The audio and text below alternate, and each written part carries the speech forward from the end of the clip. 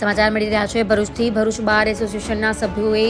Court સંકુલથી collector કચેરી સુધી rally કાઢી 10 વર્ષની બાળકી સાથે દુષ્કર્મ અને હત્યાના મામલામાં આરોપીને કડક સજાની માંગ સાથે કલેક્ટરને રજૂઆત કરી હતી।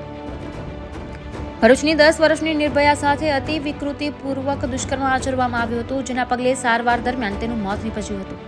આ ઘટનાના સમગ્ર રાજ્યમાં ઘેરા પ્રત્યાઘાતો પડ્યા છે, ત્યારે આજરોજ ભરૂચ બાર એસોસિએશનના સભ્યોએ કોર્ટ સંકુલથી કલેક્ટર કચેરી સુધી રેલી કાઢી હતી અને કલેક્ટરને રજૂઆત કરી હતી। બાર એસોસિએશન દ્વારા આ કેસની ટ્રાયલ જલ્દી ચલાવી આરોપીને કડકમાં કડક સજા થાય તેવી માંગ કરવામાં આવી છે। સાથે જ પરપ્રાંતીય વસાહતોમાં સમયાંતરે જનજાગૃતિ શિબિરનું પણ આયોજન કરવામાં આવે તેવી માંગ કરવામાં આવી હતી। આ પ્રદર્શનમાં ભરૂચ બાર એસોસિએશનના પ્રમુખ પ્રદ્યુમનસિંહ સિંધા સહિત મોટી સંખ્યામાં ધારાસભ્યો જોડાયા હતા। બાર એસોસિએશન દ્વારા ફરી એકવાર નરમ આરોપીઓનો કેસ કોઈ વકીલ હાથમાં નહીં લે તેવી જાહેરાત કરવામાં આવી હતી। બીજી એક અગત્યની જાહેરાત આજ રોજ કરવા આવેલા છે કે ભરૂચ જિલ્લાના તમામ બારમાંથી કોઈ પણ વકીલ આ નરાધમનો કેસ નહીં લડે એવી અમે ખાતરી આપીએ છીએ। હું એડવોકેટ પ્રીતિ ચૌહાણ, ભરૂચ બાર એસોસિએશન। આ જે નાની 10 વર્ષની બાળકી સાથે જે આ દુષ્કર્મ આચરવામાં આવેલું છે એ આખા સમાજ માટે અને દરેક સ્ત્રી માટે ખૂબ જ અપમાનજનક ઘટના છે અને એના કારણે હું આ અમારા ભરૂચ બાર એસોસિએશનની અમારી તમામ મહિલા વકીલો તરફથી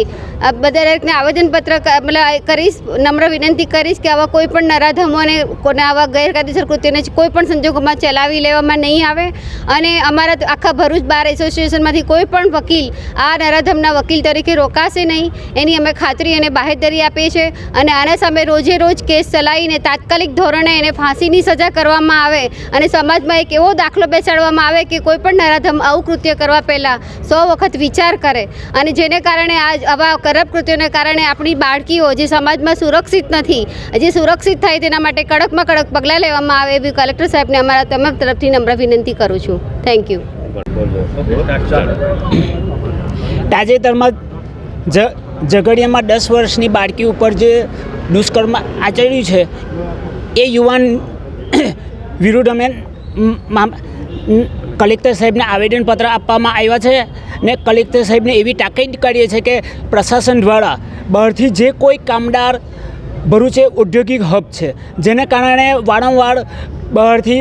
ઘણા બધા અનનોન માણસો અહીંયા નોકરી માટે આવે છે, તો દરેક વ્યક્તિની એક આગવી ઓળખ હોય, પ્રશાસન માટે દરેક બહારથી આવનાર વ્યક્તિની ઓળખ હોય અને એમની પાસે પૂરતી માહિતી હોય ને કલેક્ટર સાહેબને અમે બીજી એક તાકીદ કરવા આવ્યા છે કે સમયાંતરે જ્યાં આ બધી કોલોની છે ત્યાં આવીને આ બધા વિષયો પર એક જાગૃતિનો કાર્યક્રમ રાખવામાં આવે, જેના કારણે જે લોકો અભણ છે એમને શું છે કાયદાની શું માહિતી છે, આવો ગુનો કરવાથી કેટલી સજા થાય, આવું ના થાય એવા એક જાગૃતિના કાર્યક્રમો પ્રશાસન દ્વારા રાખવામાં આવે, જેથી ભવિષ્યની અંદર આવી કોઈ ગોઝારી ઘટના ભરૂચમાં ના બને ને અમે પ્રશાસનને પણ એવી રજૂઆત કરીએ છીએ કે આ યુવકની જલ્દીમાં જલ્દી ચાર્જશીટ નામદાર કોર્ટમાં રજૂ કરવામાં આવે અને ડે બાય ડે કેસ ચલાવીને એકદમ જલ્દી કાર્યવાહી આની પૂરી કરવામાં આવે ને આકરામાં આકરી સજા કરવામાં આવે, જેથી આવનાર સમયમાં દરેક વ્યક્તિને આવું દુષ્કર્મ કરવાની કેવી સજા થાય છે એવો એક સમાજમાં દાખલો બને। એ કારણસર આજરોજ અમે ભરૂચ જિલ્લાના બધા બારના પ્રમુખો એકત્ર થઈને આજરોજ નામદાર કલેક્ટર સાહેબમાં આવેદનપત્ર આપીને ગુજારિશ કરીને બાળકીના ન્યાયની માંગણી કરવા માટે આવેલા છે।